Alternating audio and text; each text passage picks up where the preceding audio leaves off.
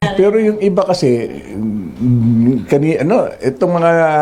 itong pagkakataon lang nila ako nakasama.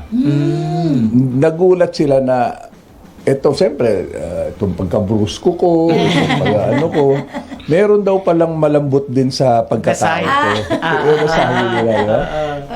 Sabi ko, Talagang bakit sabi ko, nakita niyo ba? Ay, ibang lang. iba naman. Ayaw lang. Yung puso mo, nakita ba nila? Yung mukula, tinilang ko na yung tuhod ko eh.